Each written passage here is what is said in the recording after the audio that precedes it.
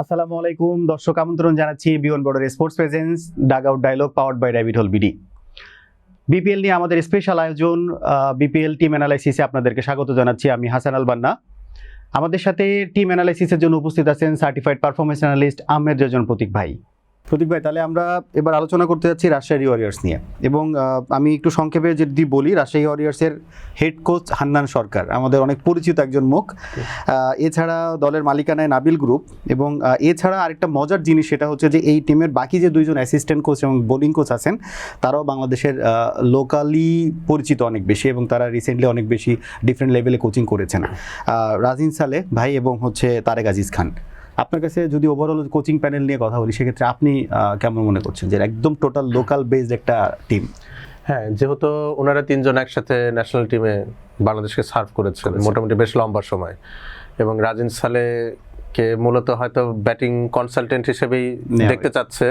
তবে আমার মনে হয় টিম মেম্বার্সরা তার কাছ থেকে ফিল্ডিং এর অনেক টিপসও পাবে। ন্যাশনাল টিমে উনি ফিল্ডিং কোচেরও একটা সাময়িক রোল প্লে করেছিলেন। হ্যাঁ, এবং উনি কিন্তু ফিল্ডার হিসেবে দুর্দান্ত ছিলেন ওনার ক্রিকেটিং ক্যারিয়ারে।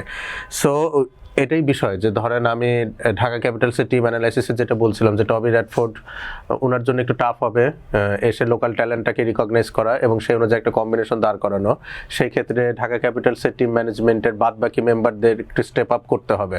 হোয়ারাজ এখানে যেহেতু কোচিং প্যানেল পুরোটাই দেশি, এই চ্যালেঞ্জটা কিন্তু শুরুতে কাট অফ হয়ে যাচ্ছে, এবং এটা অনেকটা এভিডেন্ট যে অকশনে তারা যেভাবে প্লেয়ারগুলো পিক করেছেন সেটা দেখে কিন্তু বোঝা গেছে যে আসলে তাদের একটা প্রপার প্ল্যানিং রয়েছে। এবং ওই যে আমরা মানে প্রবাদে শুনি যে হাতে তালুর মতো চেনা, তো যে টিমটাকে আমরা দেখছি এখানকার ম্যাক্সিমাম টিম মেম্বারের কোচ হিসেবে কাজ করেছেন এই তিনজন মানুষ। ডিফারেন্ট এজ লেভেলে হান্নান ভাই, রাজিন ভাই এবং তারেক আজিজ ভাই এরা কিন্তু এদেরকে কোচিং দিয়ে এসছেন। সো এরা যখন আন্ডার-17, আন্ডার-19 এরপরে যখন ন্যাশনাল টিমে সার্কিটে খেলছে এবং ন্যাশনাল টিমের আশপাশে খেলছে, ইমাজিন টিমেও খেলছে, ঘুরে ফিরে কিন্তু একটা মানে পুল কিন্তু এনারা সার্ভ করে আসছেন। তো আপনার কাছে যদি আমি জানতে চাই যে এই টিমের ব্যাটসম্যান, বোলিং কিংবা আদার যে কম্বিনেশনটা, এটা আপনার কাছে যদি জানতে চাও যে কতটা ব্যালেন্স মনে হয়েছে আপনার কাছে? বেশ ব্যালেন্সড, তবে ফরেন রিক্রুটের দিকে যদি তাকাই সেই ক্ষেত্রে কিন্তু অতটা এক্সক্লুসিভ প্লেয়ার আমরা দেখতে পাচ্ছি না। তো রাজশাহী ওয়ারিয়র্সকে যদি টুর্নামেন্টে বেশ কিছু দূর পথ পাড়ি দিতে হয় সেই ক্ষেত্রে লোকাল প্লেয়ার্সদেরকে স্টেপ আপ করতে হবে। আপনি যদি ঢাকা ক্যাপিটালসের কথা আমরা একটু আগে বলছিলাম, সেখানে আপনি গুরবাজের কথা বলেন, অ্যালেক্স হেলসের কথা বলেন, দাসুন সানাগার কথা বলেন, ইমাদ ওয়াসিমের কথা বলেন, তারা সবাই কিন্তু হাই প্রোফাইল খান আছেন। হ্যাঁ, উসমান খানের কথা বাদই দিলাম, বাট এই চারজন প্লেয়ার কিন্তু পৃথিবীর প্রায় সব লিগেই খেলেন, আইপিএল পর্যন্ত তারা খেলে থাকেন। কিন্তু আপনি রাজশাহী স্কোয়াডে আইপিএল খেলা কিন্তু কোনো ক্রিকেটার দেখতে পাচ্ছেন না, বা অন্য কোনো বড় লিগ যদি বলে থাকে IL-T20, বিগ ব্যাশ, এরকম লিগে পাকিস্তানের কম্বিনেশনে করা টিম এবং পাকিস্তানি যে তারকারা আছে তারা পিএসএল এ খুব ভালো পারফর্ম করেছেন। সো এইটা কিন্তু একটা চ্যালেঞ্জের জায়গা থাকছে। বিষয়টা কেমন হবে আমি বলি, রাজশাহী ওয়ারিয়র্স টুর্নামেন্টের শুরুতে বেশ ভালো করবে, কজ অন্যান্য টিমের ফরেন রিক্রুট ফুললি অ্যাভেলেবল হবে না এবং অ্যাভেলেবলও থাকবে না। কিন্তু যখন আপনি প্লে অফে যাবেন তখন কিন্তু সবাই তাদের বেস্ট স্কোয়াডটা নিয়ে আসবে। আমার মনে হয় তখন যদি রাজশাহী ওয়ারিয়র্সকে কোপ আপ করতে হয় তাদেরকে ওই নকআউটের জন্য নতুন কিছু ফরেন প্লেয়ার রিক্রুট করার প্রয়োজন থাকলেও থাকতে পারে। কারণ আমরা যেটা দেখছিলাম যে মোটামুটি 5 জনের ফরেন রিক্রুট এখনো পর্যন্ত আমরা যেটা জানি। সো এই 5 জনকে ঘুরে ফিরে 4 জনকে খেলানো, কারণ বিপিএল এর নিয়ম অনুসারে 4 জনকে কিন্তু ফরেন প্লেয়ার খেলানো যায়। সো মানে এখানেও কিন্তু আমরা যেটা বলি না যে রোলিং করার একটা ব্যাপার থাকে, এরাও কিন্তু কম্বিনেশনটা করার। সো আপনার কাছে সংক্ষেপে জানতে চাওয়া যে কি ফ্যাক্টর কারা হতে পারে এই টিমের জন্য? নাজমুল হোসেন শান্ত, উনি তো আসলে T20 দল থেকে বাদ পড়েছেন, তো ওনার কিন্তু একটা শাউট থাকবে ন্যাশনাল টিমের প্রতি, একটা বার্তা দেওয়ার যে উনি এই ফরম্যাটে অ্যাভেলেবেল রয়েছেন বা উনি প্রস্তুত। তো নাজমুল হোসেন শান্তর জন্য অনেক বড় একটা tournament, plus he is from Rajshahi এবং রাজশাহীকে উনি ক্যাপ্টেন্সি করছেন। সো একটা ইমোশনের জায়গাও থাকে, একটা দায়বদ্ধতার বিষয় থাকে। তো আমার মনে হয় এবং ফ্র্যাঞ্চাইজি ক্রিকেট কিন্তু এটাই হওয়া উচিত, অ্যাটলিস্ট প্রত্যেকটা টিমে সেই এরিয়া থেকে বিলং করে এমন একজন স্টার প্লেয়ার যেন ইনক্লুডেড থাকে। তাতে হয় কি যে একটা কমিটমেন্টের ইস্যু থাকে এবং মানুষের যে আকর্ষণটা Connect সেটা করে। কিন্তু থাকে। তো নাজমুল হোসেন শান্তর জন্য এটা অনেক বড় একটা আসর হতে যাচ্ছে, প্লাস তানজিদ হাসান তামিম উনি এক্স ফ্যাক্টর হবেন রাজশাহী ওয়ারিয়র্সের জন্য। যেই ম্যাচগুলোতে আপনি দেখবেন তানজিদ হাসান তামিম মোটামুটি ব্রিস্ক একটা স্টার্ট পাবেন, সেই ক্ষেত্রে রাজশাহী ওয়ারিয়র্স ম্যাচটা তাদের নিজেদের করে নিতে পারবেন। Sahibzada Farhan quality batter, but BPL এ উইকেটগুলো কেমন অ্যাপেয়ার করবে এটা বলা মুশকিল, এবং উনি পিএসএল এ দুর্দান্ত পারফর্ম করেছেন, পাকিস্তান টিমে নিজেকে স্ট্যাবলিশ করার চেষ্টা করছেন, বাট বিদেশে একটা লিগে এসে শুরুতেই উনি খুব ভালো পারফর্ম করবেন এটা আমি ধরে নিচ্ছি না। So top of the order Tanzid Hasan Tamim এবং নাজমুল হোসেন শান্ত, এটা হচ্ছে বাংলাদেশের এক্স ফ্যাক্টর, মানে রাজশাহী ওয়ারিয়র্সের এক্স ফ্যাক্টর এবং কি ফ্যাক্টর যদি আমরা বলে থাকি। মিডল অর্ডারে মুশফিকুর রহিমের উপর আসলে দায়বদ্ধতাটা থাকবে যে একটা হোল্ড করা পুরো ইনিংসটাকে, এবং ন্যাশনাল টিমে যেটা মুশফিকুর রহিমকে নিয়ে কথা ছিল যে স্ট্রাইক রেট কিছুটা কম বা বাউন্ডারি হিটিং ক্যাপাবিলিটি নিয়ে কিছু কথা উঠছিল, আমার মনে হয় এখানে ওনার এই বিষয়গুলো কনসিডার করার দরকার নেই। জাস্ট একটা অ্যাঙ্কার রোল যদি মুশফিকুর রহিম প্লে করতে পারেন 60 to 70% অফ দ্য 120 স্ট্রাইক রেটে যেটা আমরা ক্যারি করি, 100 to 120, কারণ আপনি দেখবেন অনেক ম্যাচে আপনার টার্গেট থাকছে 140, 45, 50 এরকম, সেই ক্ষেত্রে রানে বল 30 বা 40ও কিন্তু বেশ আপনার কার্যকর হবে। তো মুশফিকুর রহিমের এই জায়গায় রোলটা স্পেসিফিক থাকবে। মিডল অর্ডারের গুরুদায়িত্ব থাকবে মোহাম্মদ নওয়াজের উপরে। মোহাম্মদ নওয়াজ বল হাতে 4টা ওভার আপনাকে করে দিবে, লেফট আর্ম অর্থোডক্স বোলার, এবং ব্যাট হাতে লোয়ার ডাউন দি অর্ডার যদি কিছু রান প্রয়োজন হয় সেক্ষেত্রে আপনার মোহাম্মদ নওয়াজ থাকবে, পাশাপাশি আকবর আলীর একটা ক্রুশাল রোল প্লে করার রয়েছে।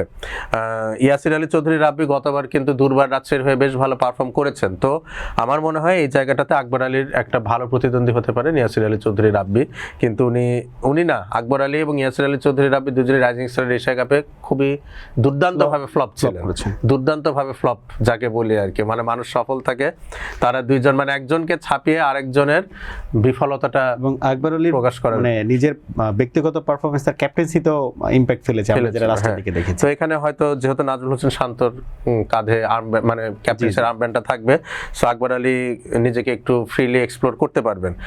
এস এম মেহরাব হোসেন দুর্দান্ত একজন অলরাউন্ডার, রাইজিং স্টার এশিয়া কাপে ভালো খেলেছেন, এবং তানজিম হাসান সাকিব, আমার মনে হয় এই বিপিএলটা তানজিম হাসান সাকিব নিজেকে অলরাউন্ডার হিসেবে প্রমাণ করার একটা মঞ্চ হিসেবে পেয়ে থাকবেন, এবং সেই ক্ষেত্রে তার জন্য আদর্শ হবে নাম্বার 7-এ যদি টিম ম্যানেজমেন্ট তাকে ব্যাট করে, কারণ একজন ট্রু অলরাউন্ডার আমরা তাকে বলি যারা কিছুটা উপরে ব্যাটিং করে স্বাচ্ছন্দ্য বোধ করেন। রাজশাহীর ক্ষেত্রে আরেকটা এক্স ফ্যাক্টর হতে পারে দুশান হেমান্তা, এবং বাংলাদেশি তরুণ leg spinner Wasi Siddiqui. Foreign রিক্রুটের ক্যালকুলেশন মাথায় এনে যদি দুশান হেমান্তাকে খেলানো হয় সেক্ষেত্রে ওয়াসি সিদ্দিকী সুযোগ পাচ্ছেন না, কজ দুজন লেগ স্পিনার আমরা কেউ অ্যাকুমুলেট করি না, কিন্তু যদি 4 জন বিদেশি খেলানোর মানে হিসাবে দুশান হেমান্তাকে আমাদের এক্সক্লুড করতে হয় সেক্ষেত্রে ওয়াসি সিদ্দিকী খুব ভালো একটা রিপ্লেসমেন্ট হতে পারেন। এর পাশাপাশি আপনার ফাস্ট বোলিং অ্যাটাকে বিনুরা ফার্নান্ডো রয়েছেন, জাহানদাদ খান রয়েছেন ফরেন রিক্রুট, এবং বাংলাদেশের নতুন সেন্সেশন রিপন মন্ডল, আমার মনে হয় উনি অটোমেটিক চয়েস থাকবেন, এবং ডেথ ওভার্সে বোলিং এর দায়িত্ব আমি বলতে পারি যে বিনুরা ফার্নান্ডো এবং রিপন মন্ডলের কাঁধে থাকবে। তো আপনি দেখেন স্কোয়াডটা, এটা মানে মোটামুটি যদি বেস্ট 11 এর কথা যদি আপনার কাছে বেস্ট পসিবল 11 মনে হয়, বেস্ট পসিবল 11 এর কথায় যদি আসে তাহলে সবার শুরুতে আনডাউটেডলি সাহেবজাদা ফারহান এবং তানজিদ হাসান তামিম, তারা দুজন ওপেন করবেন, এবং এখানে ব্যাকআপ ওপেনার হিসেবে থাকবেন জিশান আলম। জিশান আলমকে আমি মানে মেইন 11-এ দেখছি না, কজ রাইজিং স্টার এশিয়া কাপে ওনার পারফরমেন্স খুব একটা ভালো আমরা দেখিনি। নাম্বার 3-তে নাজমুল হোসেন শান্তকে দেখতে চাইবো, নাম্বার 4-এ মুশফিকুর রহিম, নাম্বার 5-এ মোহাম্মদ নওয়াজ, নাম্বার 6-এ ইদার আকবর আলী বা ইয়াসির আলী চৌধুরী রাব্বি, আবার নাম্বার 7-এ আপনি মেহরাব হোসেনকে খেলাতে পারেন, বা তানজিম হাসান সাকিবকে যদি আমরা প্রপার ব্যাটিং চান্সটা দিতে চাই সেক্ষেত্রে তানজিম হাসান সাকিবকে হয়তো খেলাতে পারে team management. Number 8-এ Dusan Hemantha, এবং নাম্বার 9-এ এই জায়গাটা টিম ম্যানেজমেন্টকে সিদ্ধান্ত নিতে হবে, বিনুরা ফার্নান্ডো এবং জাহানদাদ খান দুজনই কিন্তু লেফট আর্ম ফাস্ট বোলার।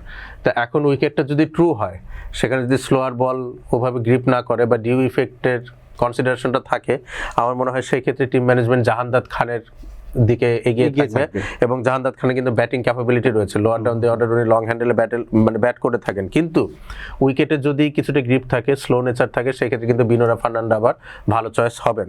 তার পরবর্তীতে রয়েছেন রিপন মন্ডল, এবং নাম্বার 11-এ আমরা দেখতে চাই বা দেখতে পারবো হয়তো আরেক নতুন সেন্সেশন আব্দুল গাফফার সাকলাইন, ওনাকে কিন্তু বেশ বড় একটা মানে বাজেট নিয়ে মোটা অঙ্কের টাকা খরচ করে টিমে ইনক্লুড করা হয়েছে, যদিও এটা কোনো প্ল্যানের জন্যই হ্যাঁ, কোনো প্ল্যানের জন্য। আরেকটা বিষয় কি, আব্দুল গাফার সাকলাইন কিন্তু অতটা নোন ফেস না, তার বোলিং ফুটেজও কিন্তু খুব বেশি অ্যাভেলেবেল নাই, ও অনেকটা হঠাৎ করে কিন্তু রাইজিং স্টার এশিয়া কাপে তাকে দেখা।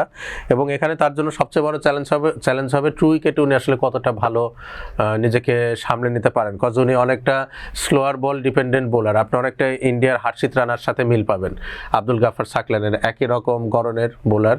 হার্ষিত রানাও লং হ্যান্ডেলে ব্যাট করতে পারেন কিছুটা, আব্দুল গাফার সাকলাইনও লং হ্যান্ডেলে ব্যাট করতে পারেন, এবং বোলিংয়ের ক্ষেত্রে দেখবেন যে দুজনই খুবই স্লোয়ার বল ডিপেন্ডেন্ট বোলার। সো এক্ষেত্রে দু একটা ম্যাচে দেখবেন যে বেধড়ক পিটুনি খেয়ে যাওয়ারও একটা সম্ভাবনা থেকে যাবে।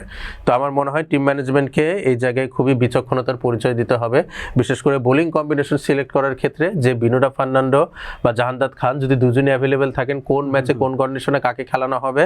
এবং আব্দুল গাফার সাকলাইন যদিও উনি অনেক খরচ একটা বাই, বাট এই অনেক টাকা খরচ করা হয়েছে দেখে তাকে সব কন্ডিশনে খেলানোর পক্ষপাতে আমি নই।